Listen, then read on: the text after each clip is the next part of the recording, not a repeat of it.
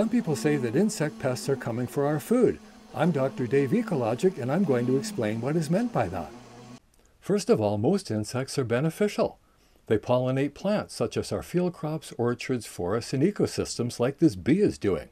They clean up waste. Where would we be without the lowly fly? And they convert plant matter to animal protein. In the images on the right, you see a grasshopper eating plants, and it in turn is eaten by creatures that must consume animal protein. Just a minority of insects are pests, but some of them are serious pests. They compete with us for food, there are insect-borne diseases, and some of them chew our wooden structures. But let's focus on those insects that compete with us for food and that interfere with our agriculture. Here's an insect chewing on a leaf, which is a natural and necessary part of nature. But if that insect happens to be a locust, and millions of them are chewing on human food, then that's a problem.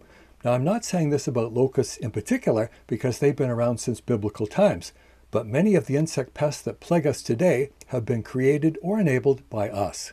There are two surefire ways to create a pest.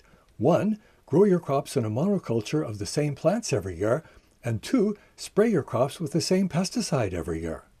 But wait, that's exactly how we do agriculture. A monoculture involves growing all the same plants in the same place year after year. It's an ideal habitat for insect pests because it makes it so easy for them to find their food and to build up their numbers. Plus, there's no year-round cover for insect predators. The problem with spraying the same chemical year after year is that insects are plentiful. Some of them are bound to survive, and when they do, they can become immune to that pesticide. After that, spraying that pesticide only kills off the insect predators. Let's have a look at how nature works. Energy moving up a food chain is only about 10% efficient at each step, so less energy is getting through to each level of a food chain, resulting in the energy pyramid you see on the left. Since there's less energy at each level moving up a food chain, there tend to be fewer organisms at each level moving up a food chain, as you can see from the numbers pyramid on your right. So there's more grass than voles, little mouse-like creatures that eat grass, more voles than foxes, more foxes than mountain lions, and so on. Creatures from any given level of this pyramid are going to eat lots of organisms from the level below, perhaps every day throughout their entire lives. Every group of animals has lots of representatives that eat insects. There are lots of mammals besides bats that eat insects, and lots of birds besides woodpeckers that eat insects. There are lots of fish and spiders that eat insects. There are plenty of amphibians and reptiles that eat insects. There are even insects that eat insects and plants that eat insects. Going back to the idea of feeding pyramids, those insect eaters help to keep a lid on insect populations because every one of those insect eaters has to eat lots of insects every day throughout its entire life. What would happen if something removed those upper layers of the feeding pyramid? What if those upper trophic levels were gone? That would be like taking the lid off Pandora's box. You'd be creating insect pests. But how could you possibly remove those upper layers? One way would be to spray a fat-soluble insecticide. It would be at a low level on the plants and at a higher level on the insects, and that's the level you're trying to kill. But it would be at even higher concentrations on the insect predators and so on, moving up the food web.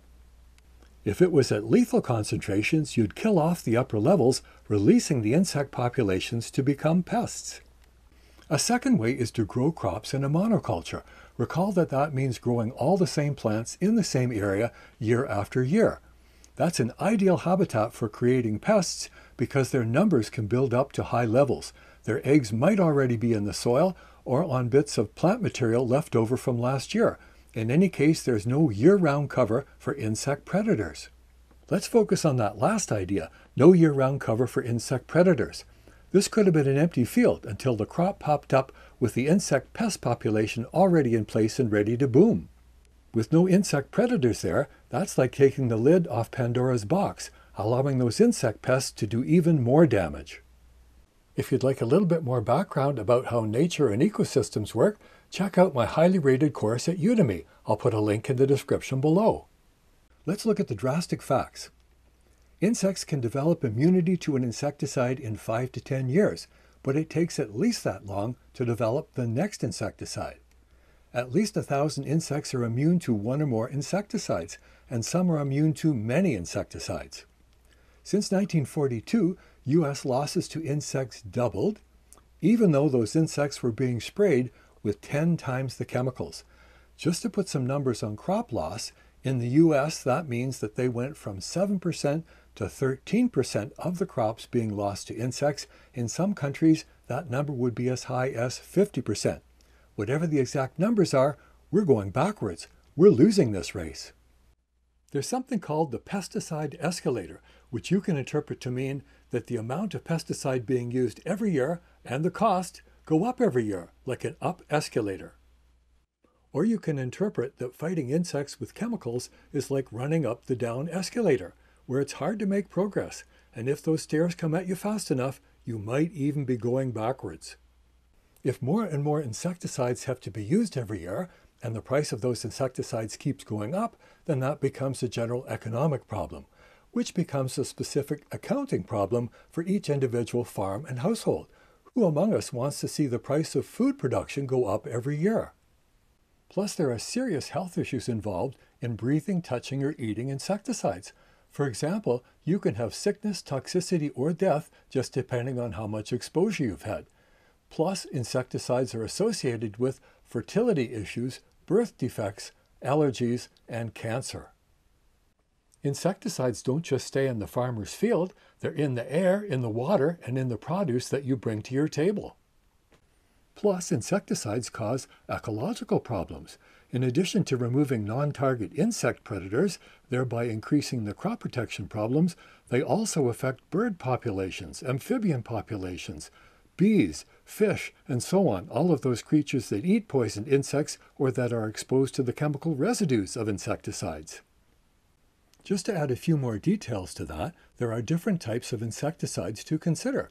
For example, there are chlorinated hydrocarbons such as DDT, which are very persistent and easily biomagnified. There are organophosphates such as malathion, which are highly toxic to humans and starting to show up in well water. There are carbamates such as carbaryl and carbofuran, which are highly toxic to humans. Or there are botanicals such as pyrethrum, which is a natural insecticide extracted from chrysanthemum flowers, or a synthesized version of that, several synthesized versions, such as permethrin. They're less toxic, but you have to apply them skillfully because they don't last as long and they wash off in water. But that's a good thing from the standpoint of consumers. What other choices do we have? In fact, we have many. We can rotate crops, which is a form of cultural control. The early stages of pest insects, such as this randomly chosen caterpillar, can be very limited in their senses and mobility. They can have trouble finding their food plants unless we make it easy for them. If you give them a monoculture of the same plants in the same place every year, they will multiply in numbers and damage. So move the crop. If you rotate the crop to a different field each year, let's say field 1, field 2, field 3, and so on in different years, then insect pests will have a tough time finding their food and building up their numbers. Insects tend to hatch in short, synchronized intervals. Think of examples you may know of insects that have sharply defined seasons. Around where I live, we have 2 weeks of black flies in the spring, followed by 2 weeks of horse flies and deer flies. Then later in the summer, we have 2 weeks of shad flies. Insects do this on purpose, because if they have a sharply defined season, they can flood the market and at least some of them will escape insect predators. This particular curve shows the short, sharp peak of an aphid population.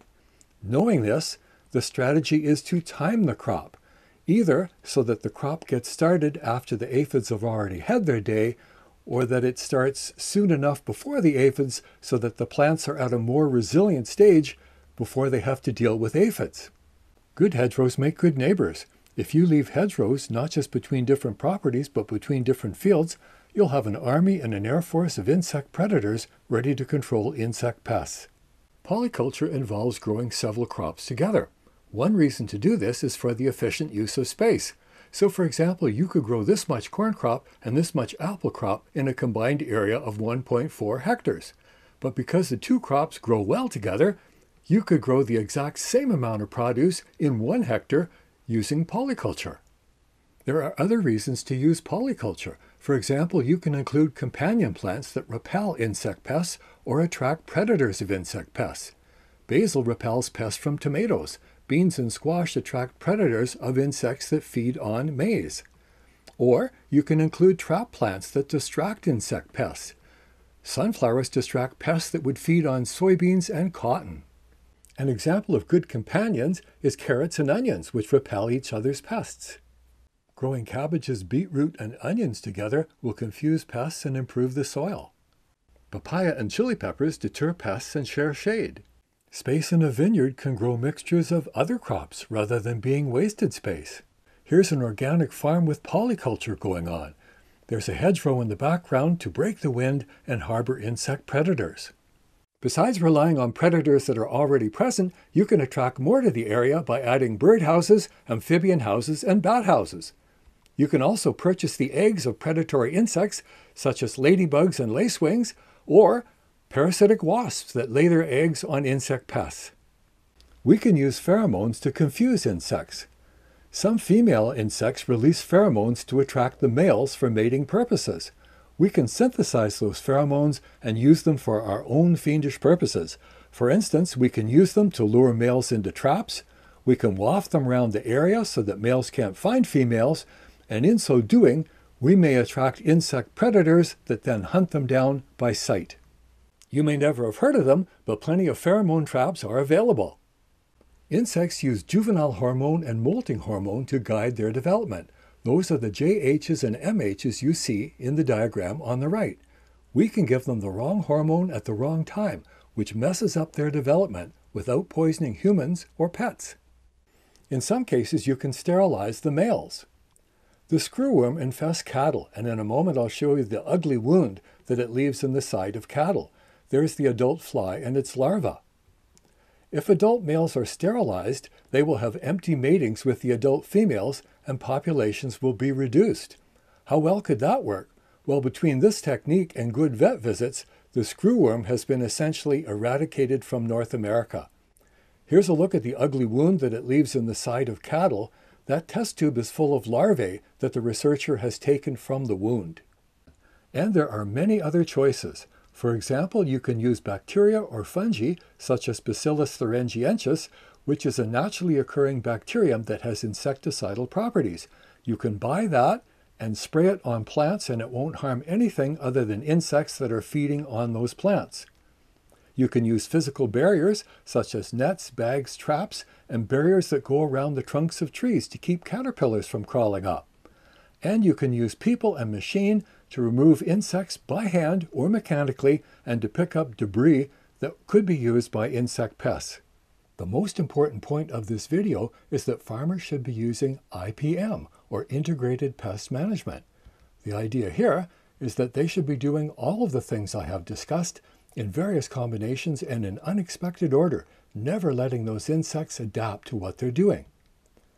IPM is considered to have 5 components. 1. Monitoring and planning, coming up with an appropriate program for that crop and those pest species. 2. Cultural control, using rotation, timing, hedges, polyculture, and resistant varieties of that crop. 3. Biological control, using predators, parasites, pathogens, hormones, pheromones, and so on. 4. Physical control, using traps, nets, barriers, and human labor.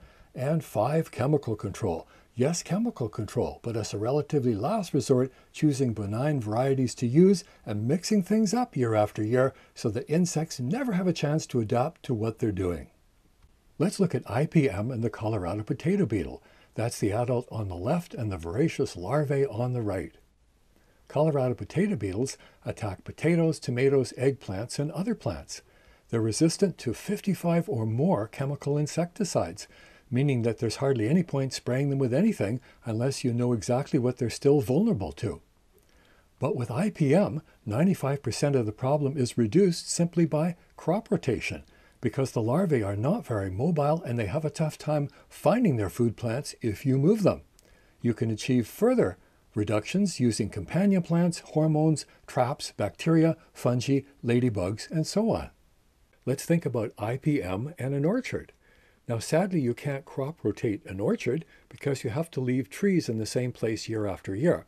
However, you can use ladybugs, lacewings, and parasitic wasps.